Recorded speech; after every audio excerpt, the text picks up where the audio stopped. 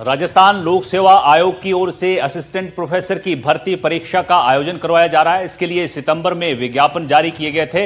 इसके बाद 7 सितंबर से इसकी परीक्षाएं करवाई जाएंगी, लेकिन वही अभ्यर्थियों का आरोप है कि आयोग ने परीक्षा के लिए कोई भी सिलेबस जारी नहीं किया। वहीं जल्दबाजी में इस परीक्षा को करवाया जा रहा है। इसको लेकर अभ्यर्थी भारतीय जनता पार्टी की कार्यालय पहुंचे और जनसुनवाई में मंत्रियों से इसके लिए मुलाकात करने की कोशिश भी की।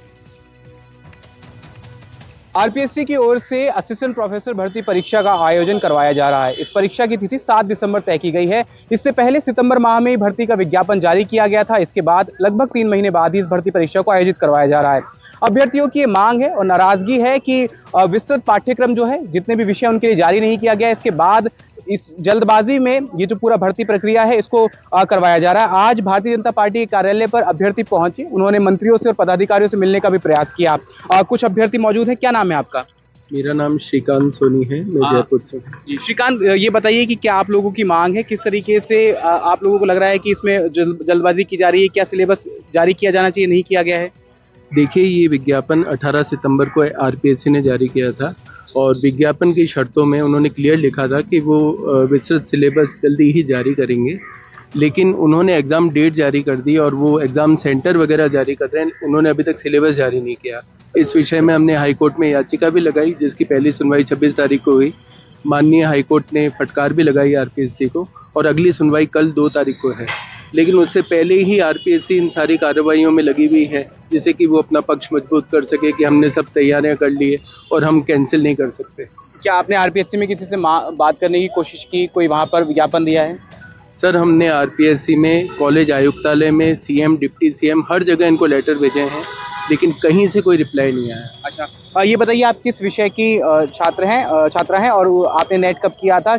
जो यूजीसी नेट का सिलेबस होता है और ये जो सिलेबस है, इसमें क्या डिफरेंस आप लोगों को लगता है कि उसी का जैसा सिलेबस होगा या अलग होना चाहिए?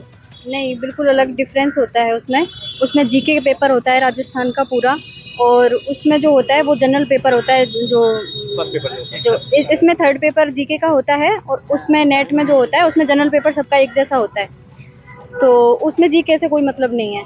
लेकिन इसमें ये होता है कि यूजीसी भी ये कहता है कि 6 महीने का आपको टाइम देना चाहिए असिस्टेंट प्रोफेसर को, लेकिन इन्होंने हमें सिर्फ 1.5 महीने का समय दिया है पुराने और नए अभ्यर्थियों को। जब पूरी पुरानी भर्ती रद्द करके नया नोटिफिकेशन 18/9 को जारी किया है। जैसे कि सपोज कीजिए कि हिंदी विषय का अगर पेपर है, तो उसका नेट का सिलेबस और इसका सिलेबस में क्या डिफरेंस रहता है? ज़्यादा कुछ डिफरेंस नहीं रहता सब्जेक्ट में तो, पर इसका अगर देखा जाए यूजीसी नेट के कंपैरिजन में तो इसका थोड़ा ज़्यादा टफ होता है, ज़्यादा डीपली पूछा जाता है उसमें चीज़ें।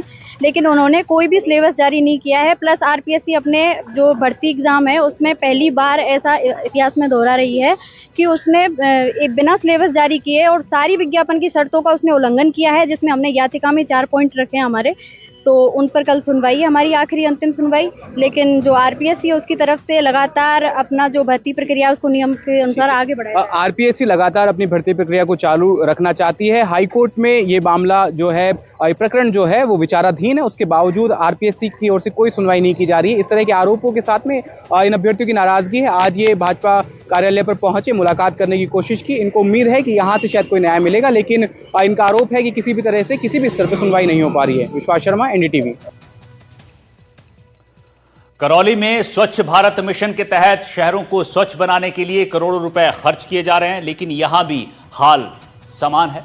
नगर निगमों और परिषदों को हाईटेक मशीनें मुहैया कराई जा रही हैं ताकि सड़कें धूल मिट्टी से मुक्त रहे, लेकिन यहां 48 लाख रुपए से ज्यादा की कीमत की आधुनिक रोड स्वीपर मशीन एक छोटे से कारण के चलते गैरेज में धूल फांक रही है। वजह एक चाबी थी। करीब 1.5 साल पहले यह मशीन अचानक बंद हो जाती है क्योंकि इसकी चाबी गुम हो गई थी। हैरानी की बात यह है कि नगर परिषद ने इतने लंबे वक्त तक चाबी तक बनवाना जरूरी नहीं समझा। अब जाकर चाबी तो मिल गई, लेकिन तब तक मशीन अपने आप ही कबाड़ बनने की कगार पर है।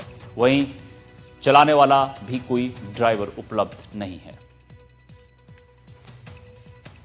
करौली शहर के गुलाबबाग स्थित बस स्टैंड, जहां पर नगर परिषद जो पुरानी यहाँ ऑफिस चलती थी उसके यहाँ ही ये अशोक नीलैंड कंपनी की रोड स्वीपर हाईटेक मशीन यहाँ पर खड़ी हुई है। अब इसमें तस्वीरों में आप देख सकते हैं, ये जो मशीन है करीब 2022 में करीब ये लाई गई थी। उसके बाद इसी प्रकार थोड़े कुछ दिन तो ये चली, उसके बाद ये बंद पड़ी हुई है। कारण इसका था चाबी खो गई थी, लेकिन चाबी मिलने के बाद भी अभी भी ऐसी हालात में खड़ी हुई है। धूल फांक रही है जो मशीन, जो रोड को साफ सफाई और स्वच्छ रखती थी। आज वह मशीन एक लापरवाही कहें चाहे कुछ भी कह सकते हैं, इसके कारण यह मशीन आज धूल फांकने को मजबूर है। वहीं मैं आपको दिखा सकता हूं इसके जो मेंटेनेंस आप देख सकते हैं, मेंटेनेंस का अभाव देख सकते हैं। चारों तरफ से ये धीरे धीरे जंग खाने लगी है ये मशीन। वहीं एक हाईटेक मशीन जो 48 से 50 लाख के करीब की लागत से यह मशीन को खरीदा गया, लेकिन आज इसकी स्थिति आप देख सकते हैं, पूरी चारों तरफ इसमें जंग की स्थिति बन चुकी है। अगर इसमें मेंटेनेंस भी कराया जाता है तो इसमें लाखों रुपए का खर्च दोबारा से इसमें आएगा। इसका जो लाभ जो मिलना था वो लाभ पूरी तरीके से नहीं मिल पा रहा है। वहीं इसके जो इंचार्ज हैं उनसे हम बात करना चाहेंगे कि क्या कारण रहा इस मशीन का जो आज तक इसी अवस्था में खड़ी हुई है। जी सर, क्या नाम है आपका? संजय कुमार है सर मेरा। कितना समय हो गया इसको लाए हुए? 2-1 साल हो गई साहब इसको। पहला चाबी खो गई थी इसकी, अब चाबी बन के आई है। कब नगर परिषद को दी गई थी ये गाड़ी? ये साहब नरसिंह जी की टाइम में ही 2022 के करीब। तो उसके बाद क्या कमी रही? कितने दिन चली थी ये रोड पर? साल एक बार तो चली सर। 1 साल। हाँ, उसके बाद क्या कारण रहा? ये चाबी खो गई था सर। चाबी खो गई थी। फिर चाबी अब मिल चुकी है, हाँ। चाबी मिलने के बाद भी क्या अब करनी? बनवाई है साहब ऑफिस वाले ने वो चाबी से। ऑफिस वालों ने जी, चाबी बनवाई हाँ, है। जी। तो फिर भी अभी भी ये खड़ी हुई है, और जंग इसमें लगी हुई है। ड्राइवर की व्यवस्था नहीं हो रही है सर।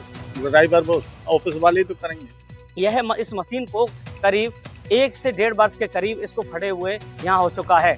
और लेकिन इसमें जब बात की गई संबंधित विभाग से, तो संबंधित विभाग का इसमें कहना है कि इस मशीन के लिए ड्राइवर तक उपलब्ध नहीं है।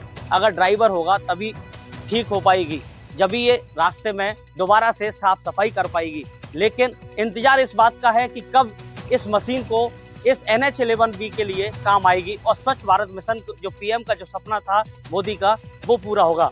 NDTV के लिए सागर शर्मा, करौली। सीकर जिले के खाटू श्याम जी में बाबा श्याम का 2 दिवसीय मासिक मेला सोमवार को आस्था के चरम पर दिखाई दिया। मोक्षदा इलाके एकादशी के पावन अवसर पर श्रद्धालुओं का जनसैलाब उमड़ पड़ा। सुबह से ही बाबा श्याम के दरबार में श्रद्धालुओं का तांता लगा रहा। इस अवसर पर बाबा श्याम का मनमोहक फूलों से श्रृंगार किया गया। बाबा श्याम के इस मनमोहक श्रृंगार ने भक्तों को मंत्रमुग्ध कर दिया।